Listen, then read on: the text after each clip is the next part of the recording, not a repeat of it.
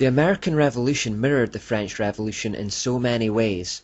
They occurred around the same time, many key figures were involved in both, they clearly influenced one another and were both fought along the same lines. The deep and unmistakable undercurrent of Freemasonry was involved with both revolutions. Masonic Grand Master Benjamin Franklin, for example, was known to have used his contacts within the fraternity to gain influence with the French so that they would help with the American war effort. One of the key players was a French general and Freemason called Marquis de Lafayette, who is today considered to be an American hero. He left the French army for America to fight against the British, and some have said that without his aid, the war could not have been won. If true, then that one Masonic link alone changed the course of history. George Washington and many of the other generals of the American Revolution were also Freemasons. When Washington was sworn in as the first president, he took his oath on a Masonic Bible taken from his own lodge. That same Bible has since been used for the inaugurations of many other American presidents.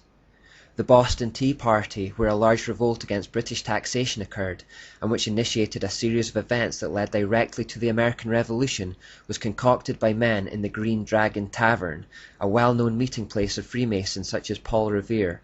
It was in fact often referred to as the Freemasons' Arms, or the headquarters of the Revolution.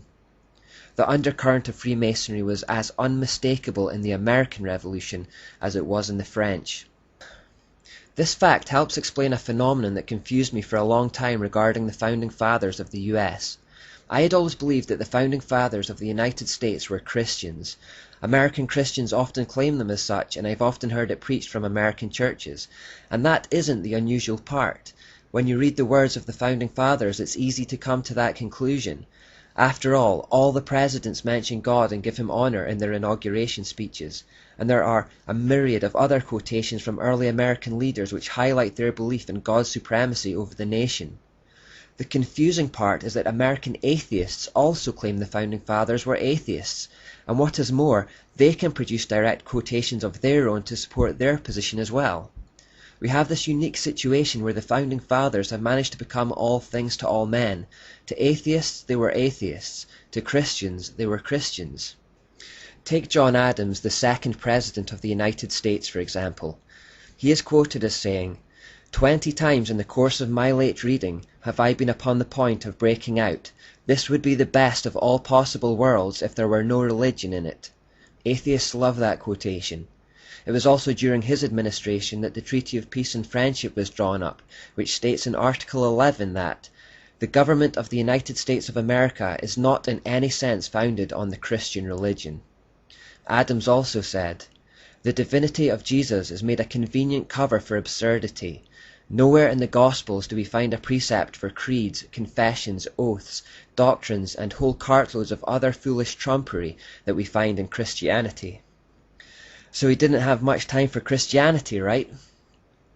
But then we find him writing in a letter to Thomas Jefferson, "The general principles on which the Fathers achieved independence were the principles of Christianity. I will avow that I then believed, and now believe, that those general principles of Christianity are as eternal and immutable as the existence and attributes of God, and that those principles of liberty are as unalterable as human nature." Or what about his letter to F.A. van der Kemp? "Jesus is benevolence personified, an example for all men. The Christian religion, in its primitive purity and simplicity, I have entertained for more than 60 years. It is the religion of reason, equity, and love. It is the religion of the head and the heart." So we have direct quotations that appear to disparage Christianity, and then others that appear to praise it, and it's the same for many other Founding Fathers. This apparent contradiction can only begin to be ironed out when you consider the time period in which the USA was founded. It was that time of transition in the Enlightenment between faith and science, the time when deism gave people a form of God that was diminished and cloudy, and where people were starting to turn towards science for answers. Where God ended and where science began was still being worked out at that time, and indeed each of the early American leaders had different ideas on that. It's wrong to think that they were all of the exact same mind, all atheists or all Christians. The majority of the Founding Fathers of the United States stood somewhere between atheism and Christianity. They were in fact mostly deists or slight variations thereof. Many of them were also Freemasons. John Adams was actually a Unitarian, which was an outworking of deism.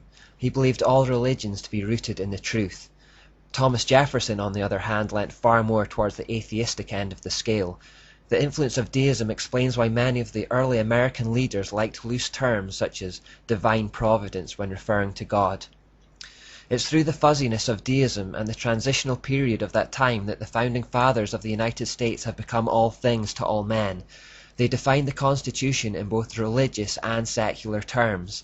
There's no doubt they respected many of the ideals of Christianity, and that they were heavily influenced by Christian ideals, mostly believing it to be the best of all religions. But there is also no doubt that many of them refuted Jesus' claim to be God and denied the outright authority of Christianity above other religions. Benjamin Franklin openly voiced his doubts about the divinity of Jesus, for example.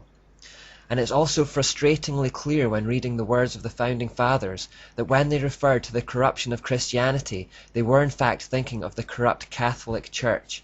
Many of them had fallen into the trap of thinking that Catholicism was a natural outworking of the Bible. It was their bid to escape those oppressive hierarchical systems of Europe that led them to want to water down the Bible and the idea of God. Because of their differing beliefs about where God ended and where science began, they also differed about how much God intervened with his creation. Some thought God did and some thought he didn't. It's exactly because of that cloudy transitional period between God and science that quotes can now be cherry-picked from the founding fathers to support both religious and secular worldviews. One true benefit America did have in those early times, however, was the influx of Puritans escaping religious persecution in Europe. Although they are often caricatured today as being plain, boring, and colourless, if the United States has anyone to thank for their Christian heritage and the moral goodness upon which the country was built, it is that people group above anyone else. They too hated the oppressive hierarchical system of Europe, but rather than try to water down God or the Bible, they recognised that the corrupt Catholic system had nothing to do with the Bible at all. They were intent on staying true to what they read in their Geneva Bibles, and I believe it was their godly influence on the nation in those early years, along with the residual influence of the principles of Christianity through the founding fathers, that was a major driving force behind America's prosperity and blessing. It's important we establish that before going on to look at the Masonic influence in the United States.